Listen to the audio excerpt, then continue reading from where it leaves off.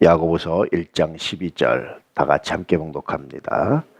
시험을 참는 자는 복이 있나니 이는 시련을 견뎌낸 자가 주께서 자기를 사랑하는 자들에게 약속하신 생명의 면류관을 얻을 것이기 때문이라. 왜 꼭 생명의 면류관은 시험을 참고 견뎌내야 될까요? 왜 그럴까요?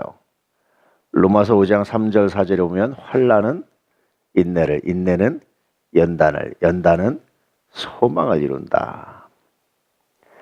이 시험이 생명의 면류관을 얻는 과정은 또 두 가지가 더 남았어요. 그것은 뭐죠? 인내와 연단의 과정입니다. 이 시험은요, 오늘 말씀에 의한 시험과 시련을 동의어로 보고 있는데, 시련은 견뎌내는 겁니다. 왜 그래요? 하나님 우리를 사랑하셔서 우리에게 필요 없는 그런 시험과 시련은 주지 않으세요. 그럼 하나님이 우리에게 시험과 시련을 주셨다는 얘기는 뭐죠? 필요하기 때문이에요. 빨리 하나님 이 시험이 시련이 지나가게 하십시오. 우리 마음엔 그런 마음이 있고 그런 기도가 있지만 성서적인 기도는 뭡니까? 하나님 견디게 하십시오. 버티고 견디고 하는 것처럼 하나님 버티고 견디게 하십시오. 라는 거예요. 그리고 버티고 견디는데 언제까지 버티고 견뎌야 된다는 거죠? 이것이 문제로 느끼지 않을 때, 연단이라는 게 그거예요. 그것이 별로 문제로 안 느껴지는 성도가 돼야 그래서 연단받았다라고 말하는 거예요. 늘 말씀드리지만 힘든 어떤 과정을 매일 반복하면 그것이 일상이 돼서 그것이 힘들다고 느껴지지 않고 당연하게 느껴지는, 그렇게 될 때까지가 연단입니다. 그때 비로소 우리의 소망이 이루어집니다 라고 말씀하고 있는 거예요. 그러니까 여러분 시험 당하거나 시련 당할 때는 빨리 지나가게 했어요 라고 기도하지 마시고 하나님 버티고 견디고 인내하게 하십시오. 언제까지? 이것이 시험이다, 이것이 시련이다, 이것이 아픔이다 라는 그런 생각이 사라질 때까지, 이것이 일상이 돼서 이 정도는 당연히 이제 이길 수 있습니다 라는 생각이 들 때까지 그러라는 겁니다. 이게 성서의 가르침이에요. 다시 말씀드리지만 그 이유는 하나님이 만약에 이것이 우리에게 필요가 없다면 주시지 않으셨기 때문에, 허락지 않으시기 때문에, 하나님이 허락지 않으시면 시험당하지 않습니다. 늘 우리는 이런 결단, 이런 기도가 필요하다라는 거죠. 다시 오늘 말씀을 집중해 보면 시험을 참는 자 복이 있다. 이는 시련을 견디는 자, 다시 말하면 시험과 시련을 동의어로 보고 있죠. 그렇게 시련을 견뎌낸 자가 주께서 자기를 사랑하는 자들에게 약속하신 생명의 면류관을 얻을 것이다 라는 얘기는 또다시 뭐와 연관되냐면 믿음과 연관된 거예요. 우리가 생명의 면류관을 얻는 방법은 믿음뿐입니다. 그래서 오늘 야고보서 1장 12절은 시험, 시련, 믿음 같은 것으로 보는 거예요. 믿음을 지킨다는 것이 이 시험과 시련을 견뎌내는 과정과 같다라는 거예요. 여러분 믿음이 그렇다. 이거 참 재밌죠.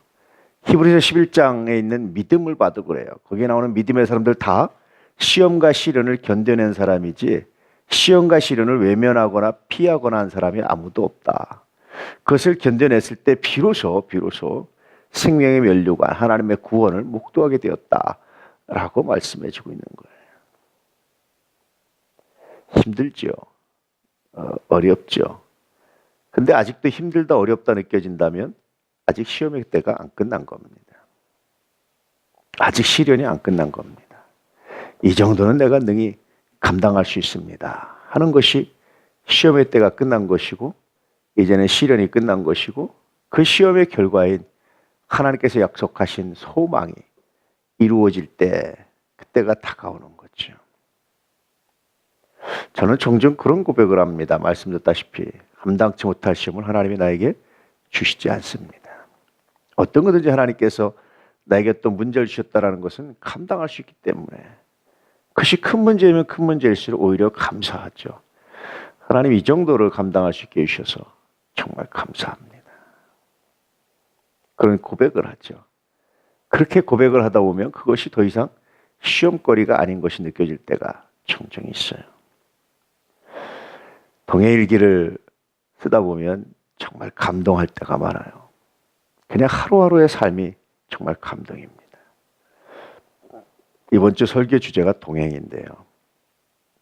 에녹이 하나님과 동행했다라는 말씀을 연구하다 보니까 히브리어의 의미는 산책하다, 걷다 그런 건데 산책하다 참 재밌죠. 에녹이 하나님과 300년 동안 산책했다. 히브리어 원어의 의미들을 그렇게 읽어보세요. 산책했다. 무슨 대단한 일을 도모해가지고 대단한 사건을 만들어냈으면 그 말, 그 한 구절 끝나지 않고 다 많이 기록되어 있을 거예요. 왜냐하면 성서는 사건을 그냥 넘어가지 않으니까. 근데 에녹이 300년 동안 동행하는데 일이 없었어요. 특별한 일이. 하나님과 산책하듯이 일상 가운데. 근데 그것이 하나님 얼마나 기쁘셨는지 죽음을 보지 않고 옮기시는. 놀랍잖아요. 왜 그랬을까요? 에녹의 삶에 그럼 특별한 사건이 없었을까요? 일이 없었을까요? 그렇잖아요. 그것을 사건이나 일로 생각하지 않는 거예요, 에녹이. 그것을 어떤 문제로 생각하지 않는 거예요. 그만큼 에녹이 연단받고 그만큼 승리했다라는 것을 의미하고 있는 거죠. 오늘 아직도 아파한다면 하나님 내가 아직 연단을 덜 받았네요.